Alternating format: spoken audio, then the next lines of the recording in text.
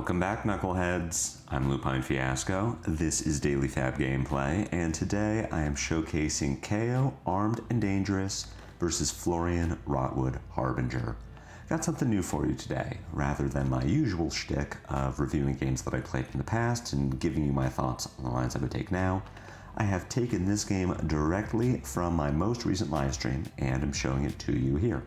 Some of you may have seen this live, but others may not have the 2 hours to commit 3 days a week from 8 a.m. to 10 a.m. Pacific Standard Time when I stream, and I don't want you to miss out. We're doing good work in the live streams, and I want to showcase it for you here. So, if you can't make the live streams, I'm going to start giving you games from those live streams, and if you can make the live streams, maybe you just want to revisit the fun we had in the past. Before we get into it, if you haven't already done so, please consider subscribing to my channel. It's the best free way to support me and to make sure that you see every new upload from Daily FaB Gameplay. There is a Fabry link to the deck I'm playing here. You can find it in the video description below, as well as a link to my Blue Sky, Discord, and Patreon. Want to tighten and optimize your gameplay in real life? Use my affiliate link in the video description to buy your very own Codex journal, and be sure to use code LUPINE10, that's LUPINE10, at checkout to receive 10% off your order. Finally, Daily FaB Gameplay is brought to you in part by Hemel from The Bazaar. It's never been more affordable to play in the flesh and blood. Players have been buying the cards they need from Hemel for years. I started buying from him in 2023 and have never found a better deal. The Bazaar's prices are the lowest for singles, full sets, and class sets, including new releases.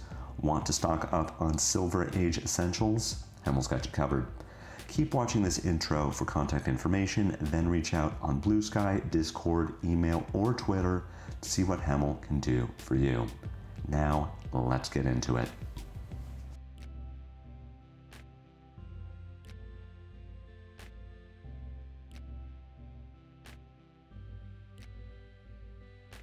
Before we jump into the game, I want to direct you all to Fablazing.com for a little meta-analysis of Florian versus Kayo and what we can expect in the matchup.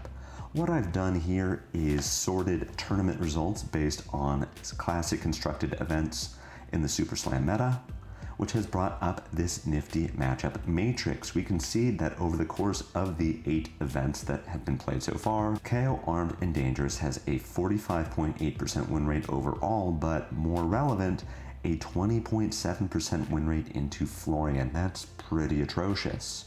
We can dig deeper by analyzing the matchup to see what exactly might be happening in these games. Now, this will be pulling from Talishar stats, but we can see that even on Talishar, Kayo has just under a 40% win rate into Florian, and that going first or second doesn't seem to be impacting it that much. Scrolling down, we can see common cards that Kayos might be playing against Florian and how those might be affecting the win rates. We can see, for example, that 100% of decks are playing 3 copies of Blue Agile Windup, and that is contributing to a 39.1% win rate, but doesn't affect it negatively or positively. There are some odd inclusions here, like Bloodrush Bellow, contributing to a minus 0.3% to that win rate, but that might be a player skill issue. We can further sort this and get some more interesting data by seeing that cards like High Pitched Howl, which I wouldn't call a typical Kayo card, are actually increasing Kayo's win rate by about 19%, and we can see some other interesting inclusions like No Fear, Fearless Confrontation, Massacre Reincarnate, Clash of Agility, and Blue Battlefront Bastion contributing to this win rate as well. The deck that I'm piloting is a variation of what Noah Bagelman was playing in the AG Open a couple months ago, and the High Pitched Howl really sticks out to me as a way to generate Vigor tokens. Bagelman was playing something similar using 3 copies of Blue Vigorous Smashup, but 1 copy of Yellow Vigorous Smashup, as well as Energetic Impact, to try and cheat resources to be able to block more efficiently, then play good 2-card 9s with Wild Ride and Mandible Claw, and you're going to see that in the game that I'm going to play here for you. Now, without further ado, let's get into it. Oh no, it's Florian. This is the bad one. I go first against Florian. It's Providence, it's Tunic, it's Leather's Gauntlets, it's Tearlim, Send Packing, Massacre, Ataya, Reckless. Let's enable chat and see what my opponent has to say. I haven't played any Sage, so it's impossible for me to make a call. Mosered, that has not ever stopped anyone from making a call, and I don't think it should stop you. It me. The one and only Lupinefiasco.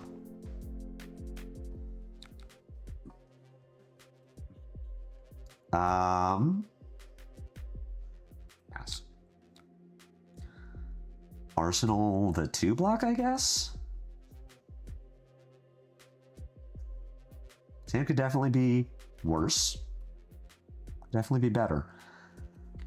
We get to make a really interesting decision where I can either pitch Ataya to Buck Wild, then swing big. I lose a point of damage because I don't get to Rex. Okay, well, that answers that. Also rude.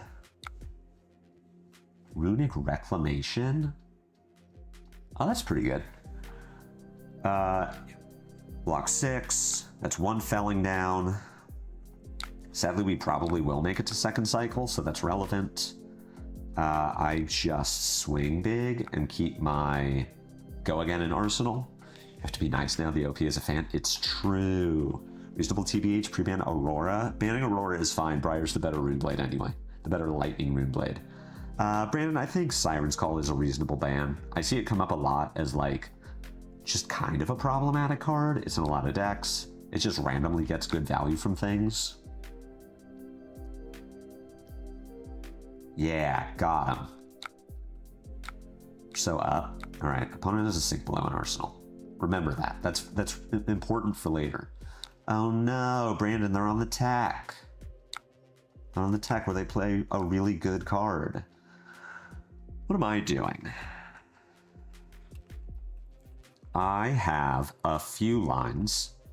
I think it's going to be Buckwild Send Packing. So I'm not blocking this.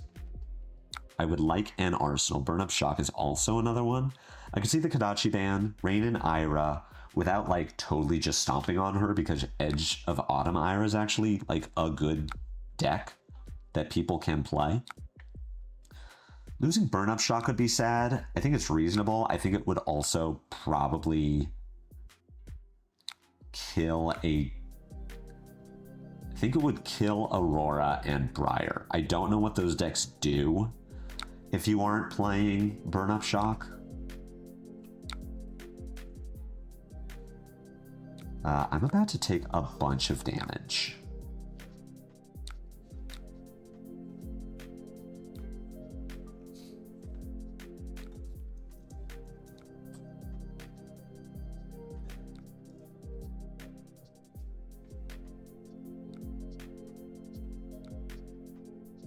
I'm gonna bottom that. I don't want that Beast Within. What if I was supposed to Crown of Providence on that first Command and Conquer? I'll be honest, I forgot that I had it. I know, Brandon, this Florian is really... They know the tech. Alright, Grass, that's a good one. Putting the blue in pitch, though, is... Oh no, they're gonna keep Channel Mount. For 9... That means I get to play the value game where I just go block 6, take 3, Wild Ride, Tunic, Claw. 3 turns of Channel Mount is pretty good. Giving Aurora a boom grenade was a mistake in the first place. I think there are a lot of problems with Aurora. I don't think Burn Up Shock was one of them. I think Burn Up Shock is a very reasonable card to have. I will also say that Burn Up Shock, when you get down to it, is just a 0 for 5. For whatever reason. I understand. Like, Alright.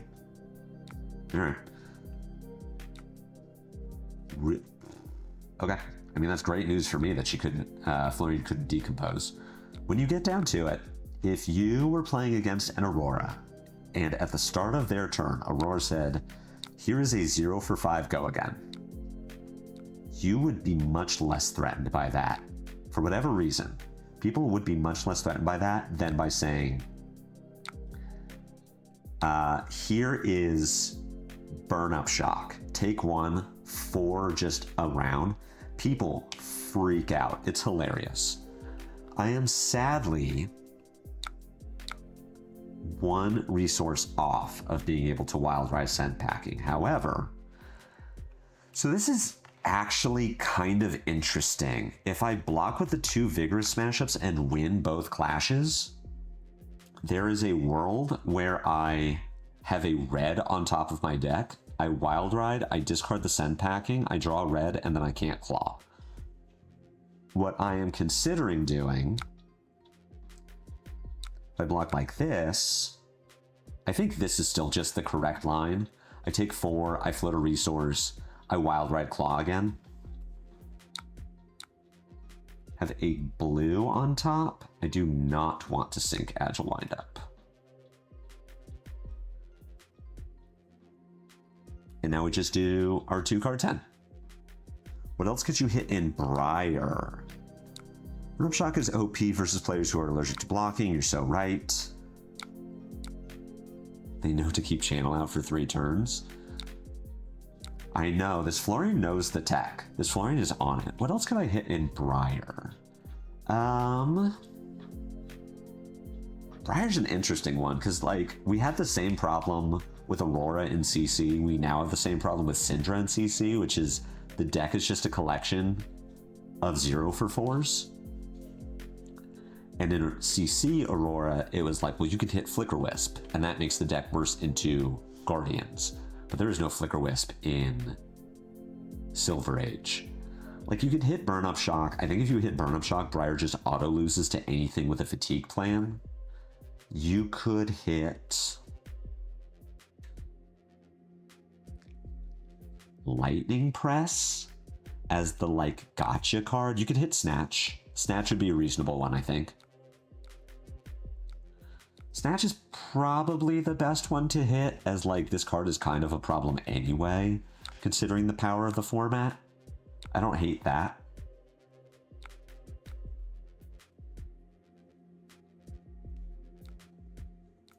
E-Strike for 7. Do I need to start giving armor? I think the answer is no.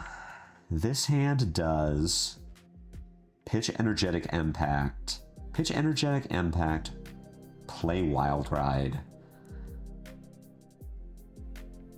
Could block, get a Vigor. What does the Vigor do for me though?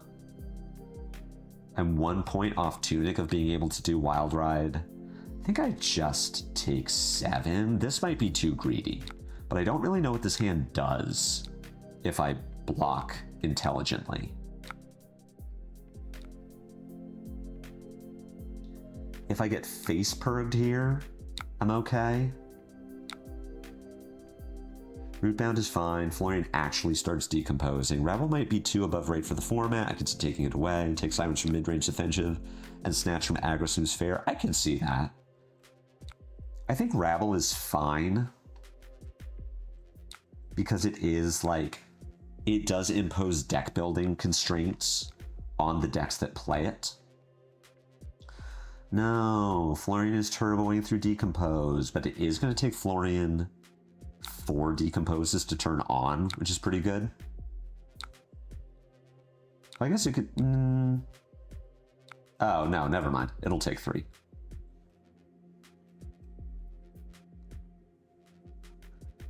Okay. Now I get to do something actually interesting. We get to do Buckwild for 8. Hopefully Florian doesn't have the D-React in Arsenal. I do want to send packing here. Do you think they'll take D-Reacts from Rune Blades? There's also the D-React to the pins. Yeah, so reduce to Rune Chant, Sigil of Suffering. I feel like Suffering is fine. Oh, we're so up. Chat, we're so up. We did it. Oh my god, we found the blue. We even get to Mandible Claw?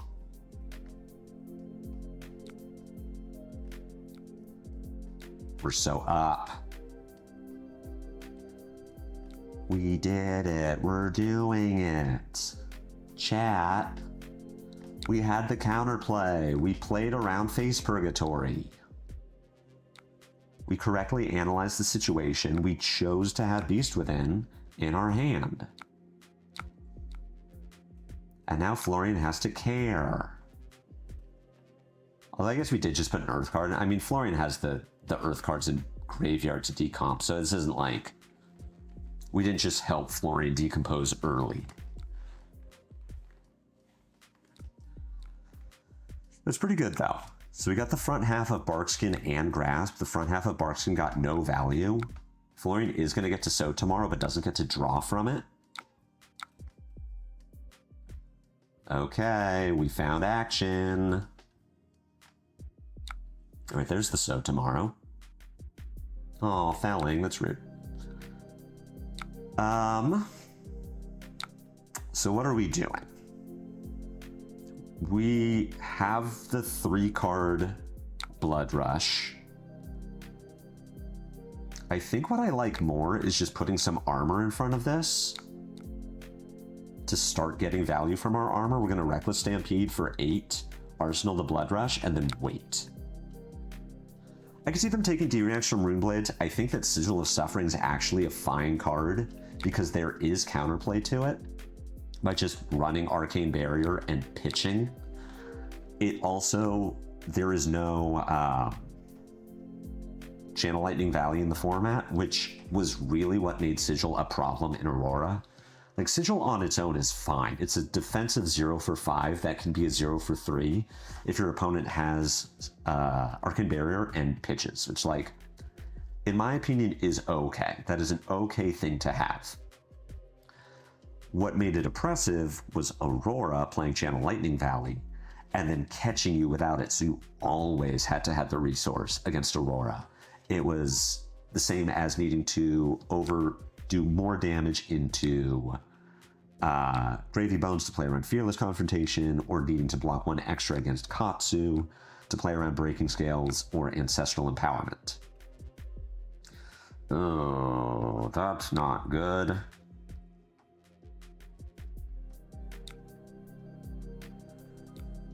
Okay. This is a Blood Rush and Arsenal. So we can take this damage. What I am intending to do is crown away one of these tear limbs. Perfect. For go again. Okay, so the follow-up is going to be Reaping Blade. This takes us to 5. We'll block the Reaping Blade.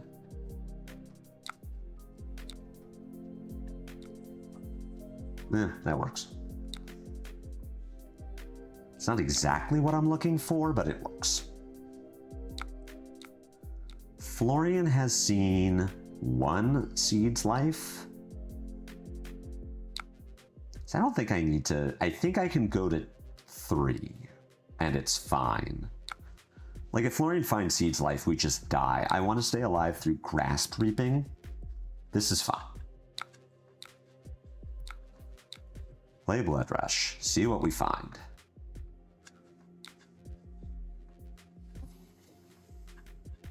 Play Blood Rush. See what we find.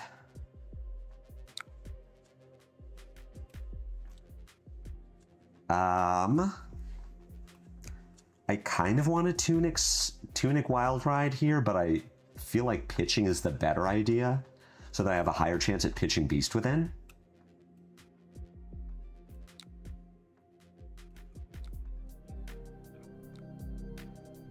Okay, that's fine. We're 1 point off of being able to Mandible Claw here, which means that I'm probably using Tunic for Rex, and this is going to present 13.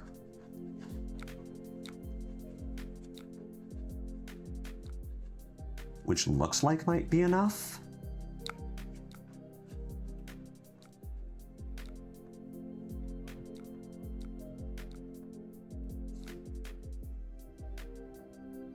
We'll see, because really all we need is another turn. So if we can get Florian off of killing us, then we should be able to kill him. 9, use well grounded, put Florian to 2. All right.